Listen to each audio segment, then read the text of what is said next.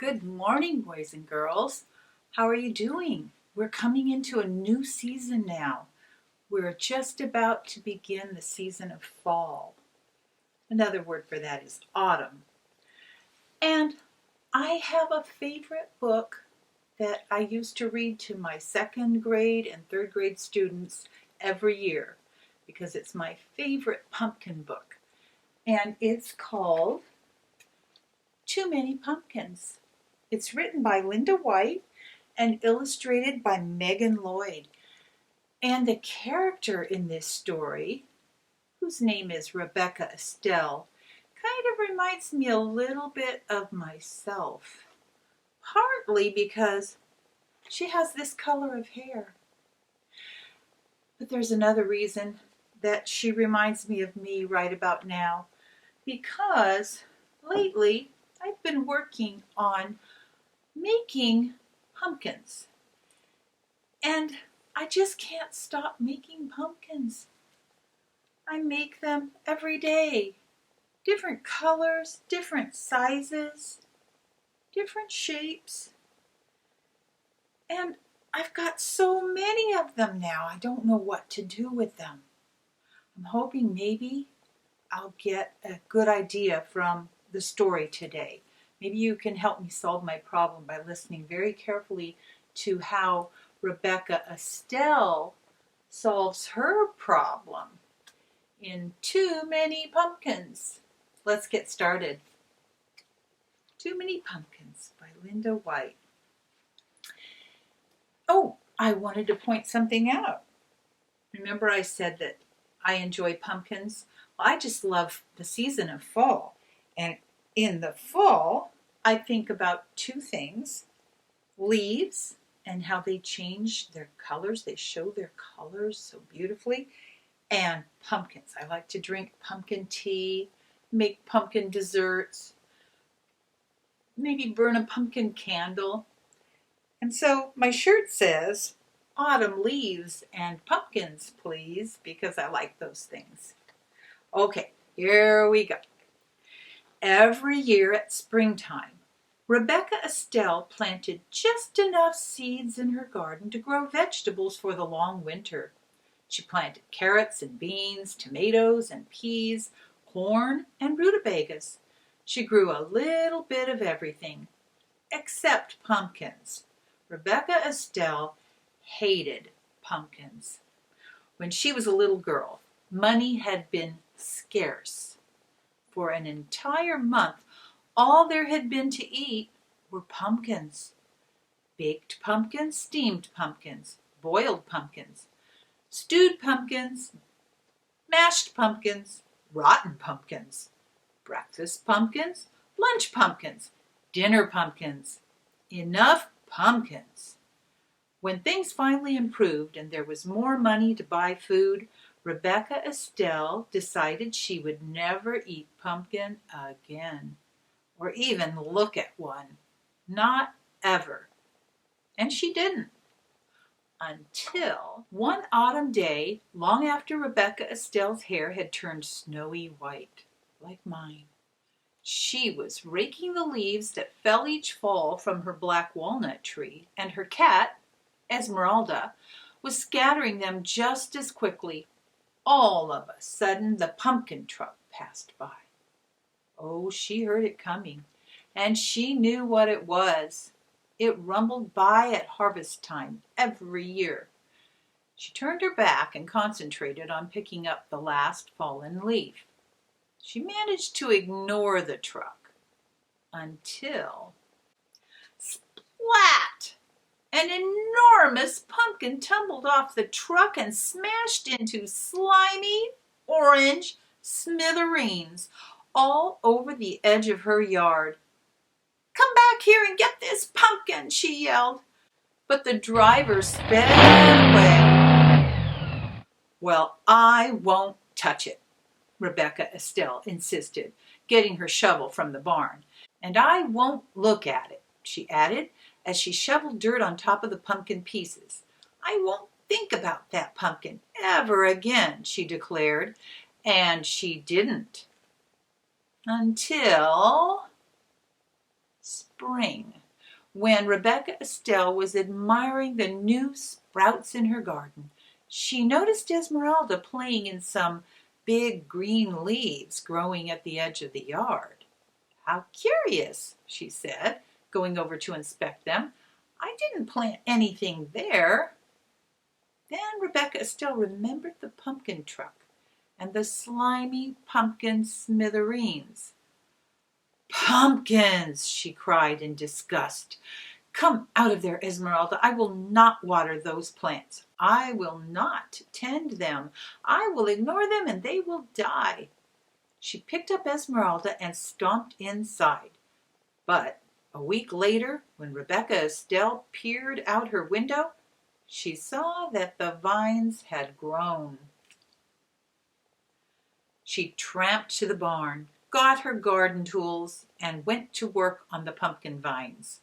She cut and dug until not one was left growing.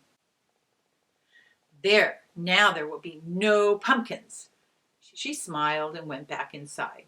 But the next week, when she was weeding the garden, she noticed that the pumpkin vines had grown back. Rebecca Estelle marched inside and snapped the curtains shut. The only thing to do is ignore them. Rebecca Estelle ignored the vines so well that in time she forgot why she wasn't using the front door. Until one autumn day, when she and Esmeralda went to rake the leaves that fell each fall from the black walnut tree in front of the house. "Pumpkins!" Rebecca Estelle shrieked. Pumpkin vines had twined under the bushes, over the bird bath, through the porch rails, and onto the rocking chair. The entire yard was a sea of plump, round pumpkins. Rebecca Estelle could no longer ignore them. She plopped down on the pumpkin nearest her, putting her hands over her face. "Whatever will I do, Esmeralda?" she cried. "How will I get rid of this many pumpkins?" She thought and she thought. Her mind went back to all the pumpkins she had eaten as a young girl, when pumpkins were the only food her family had. "Well, we can't let them stay there," she told Esmeralda. "Some people might need these pumpkins, and I suppose there are folks crazy enough to like them. We'll give them away." She marched off to get her wheelbarrow. Rebecca Estelle struggled to lift the first pumpkin, then the second and the third. She huffed and she puffed as she wheeled the loaded wheelbarrow into the lane. "I'm too tired to deliver these heavy pumpkins now," Rebecca Estelle grumbled. She mopped her brow with her apron and wondered what to do next. "Perhaps if I make them into pies, they will be easier to deliver. Such a nuisance." So she went to work. She scooped the slimy seeds out of the pumpkins and cut away the shells. After she boiled the pumpkin meat, she mixed it with eggs, milk, sugar, flour, cinnamon, nutmeg, and cloves to make rich pies. Then Rebecca Estelle made pumpkin tarts, pumpkin muffins, pumpkin cakes, pumpkin bread, pumpkin pudding, pumpkin cookies, until pumpkin dishes spilled out of every cupboard, drawer, and cubbyhole, and the seeds were a mountain in the corner. "Well, that's the first batch," Rebecca Estelle said, dusting her floury hands. "Now to deliver them." She put the wheelbarrow outside the kitchen door, then loaded it with pumpkin treats. When it was full, just the thought of delivering all those pumpkin dishes made Rebecca Estelle tired. "If only people would come and get them," she said. Then she had an idea. Rebecca Estelle whirled around and hurried back into the house for a kitchen knife.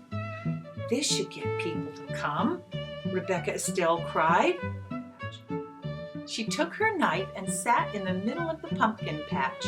She carved a smiling face on a nice round pumpkin, a scary snaggle-toothed face on a tall thin pumpkin, and Boo on a short squat pumpkin.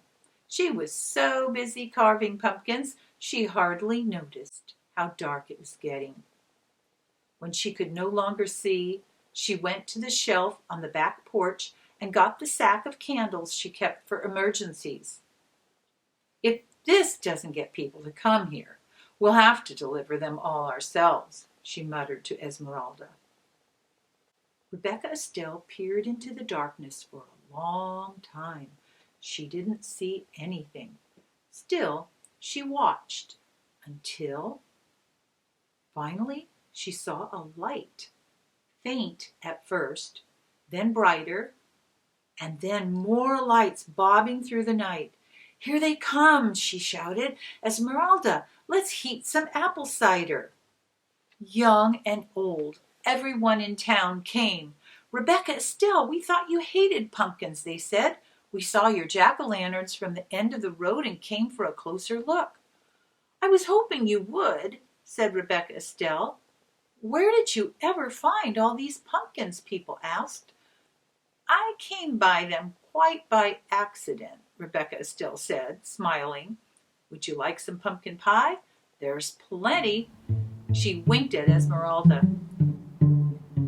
Everyone enjoyed the pumpkin pie and cider and had a good time. So did Rebecca Estelle. And when they were ready to go home, she made sure each carried a jack-o'-lantern, a bag of seeds for roasting, and a pumpkin treat. Rebecca Estelle gave away everything that reminded her of the pumpkins she had always hated. Until all that remained was a handful of seeds. Those she tucked snugly into her pocket, where they would be safe until planting time next spring.